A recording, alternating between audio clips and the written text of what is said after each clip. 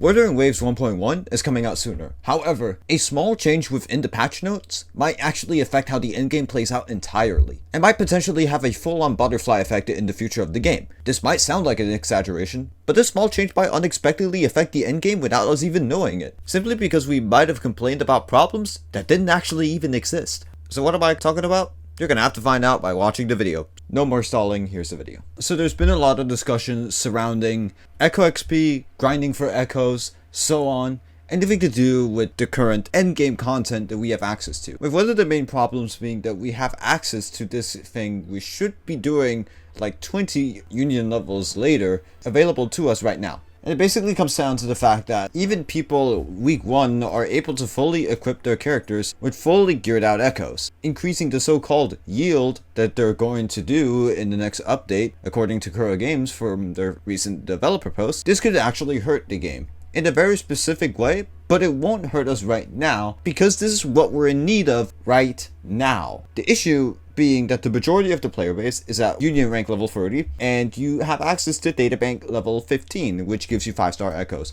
However, it also unlocks this, tacit fields being able to drop 5-star echoes as well. Now, the main issue with this is that essentially not only do we have access to this quite early, the problem is that there's simply not enough content in the game for us to farm these sort of materials, and we're complaining about it. And now, why is that? Because I'm actually going to go back and compare this to what something Gotcha Smack said recently. Level 30 in HSR, you run into a fat fucking wall of, oh wow, okay, this is a day-to-day grind now for probably the next month until I get to 40 to where I can finally start doing some artifact grind. You run into that wall in every Gotcha game. So you're gonna run into the wall eventually. You are. Right now in WoWA, I ran into that wall at, what is it, Union level 30? Yeah, Union level 30 to 40. That's the wall. That's the wall where I'm like, okay, I can no longer get good grind in within one day. Where you come to the point where essentially it is about, okay, I gotta gear up my characters, and now I gotta grind. Who do I want to work for? Do I want to work on that character, this character, that set, like whatever it is? You enter the part of the Gotcha game where it becomes a daily grind and a weekly grind and a long-term grind for your account in order to improve your character. The problem with how we're basically approaching it right now in Wuthering Waves and complaining about it is that it should be in this way. The way the current ecosystem is what it should be like. Kuro Games has done a very risky move of making a usually stamina gated activity and resource basically permanently farmable, except for the experience points. Echo XP, all that shit, that's not farmable. However, the items, the gear is infinitely farmable, practically, right? Because you have the data merger, you can go into other people's worlds, right? There is a limit, but holy shit, the amount of hours of gameplay you can go through by practically farming the entire map is crazy, just for echoes. And I think what basically happened is that I think Kuro Games underestimated the amount of people that would probably be grinding out 5-star echoes as soon as they got databank level 15.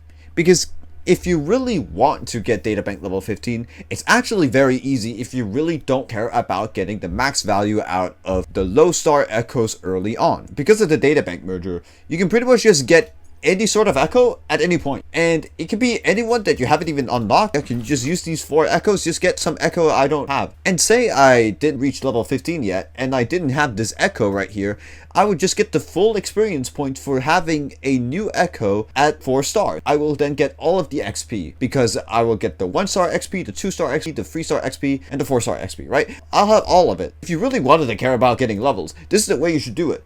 And for the other players that just grinded out the map and simply just went in here and just looked at every single echo that they hadn't unlocked yet and simply just looked, oh, I'm going to grind out this one, I'm going to grind out that one. Eventually they are just going to reach it. And then we have these players complaining about the fact that they are lacking materials, when Kuro Games has basically set out to be that this is the part where you are going to have to grind out the game.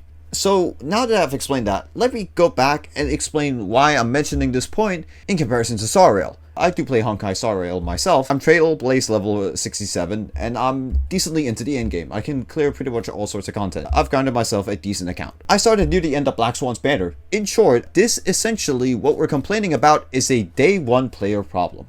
This is a problem that will not even be considered for future players of the game. they will not run into this. They will have enough content to go through to get more of these resources naturally while also leveling up their union level. So that progression between level 30 to 40 doesn't feel as daunting as it does right now. We do have there's plenty of content in version 1.0. As someone that has played the game a lot, like I have almost done every single area at 100%, not everything, right?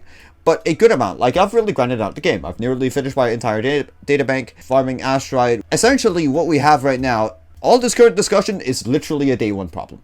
I did not have a single one of those problems in Honkai Star Rail. There's basically just not enough content. In a game like Honkai Star Rail, there's plenty of content for you to get more Trailblaze XP. In Wuthering Waves, there is a good amount of content for you to get a good level for a 1.0, but we don't have enough to basically get to level 40. Doable content like, story, like map exploration, just purely off those things, not daily logins, not any of those other things, right? There is not enough. And that's why I feel like this discussion has occurred, because of simply the fact that we started playing on day one. For future Wuthering Waves players, this won't be an issue. And as much as I am happy with the changes, I am absolutely happy. I am not complaining. However, I am kinda concerned, because what might end up happening is that we will just have Kuro Games bending their knees to feedback that we don't actually need, and could potentially just dumb down the game. If the grind is super easy, where's the fun? Like, essentially, if you could just power through by leveling up and grinding up, and essentially where it just doesn't become a skill check anymore, but you simply have just stat checked everything on all of your characters, your DPSs, your supports, then where's the fun in the game? You've kind of just gone through it. The thing about Wuthering Waves is that as much as it is a game with skill expression, this game will eventually become like Genshin Impact, not in the same regard. But in essence, what I'm trying to say is, if you just have well-built characters, you can breeze through the game. And it won't be as difficult as we will make it out to be. Like, the only real problem I have with the Tacet Fields is this. Why is it 60 wave plate? That is the same for a boss. Like, are we tripping? You can make the argument that echoes are just as valuable as quote-unquote boss materials, since cracked echoes can make a level 1 character feel like they're level fucking 70 or some bullshit. However, I don't think that's a good excuse to make them at 60. Grinding out Tacet Fields for the experience points, which, to be honest, if you're gonna be a player, for example, like me, I just run around in the overworld to get my echoes. I don't do Tacet Fields very often. The only few times I actually do them is for this echo XP. And also, add a way to actually synthesize advanced tuners and all the other tuners into premium tuners. And I would want them to be in high cost. It shouldn't be easy to synthesize these things, because they are high value, and that is what we are stamina gating in the game. And I think there needs to be some sort of stamina gating in the game, otherwise the game will just feel too easy to grind, and it will feel like you can just gear out a full team in a week, which it almost feels like right now. And now we're getting more XP for this. So that is the only thing I'm really concerned about, is that with this change coming in 1.1, that we just might have it too easy with grinding out echoes. And I want to be wrong. As much as I want this game to succeed, I've basically quit Genshin Impact and even almost Honkai Star Rail for this game. It might be a honeymoon phase, but no, I can't get enough of this game.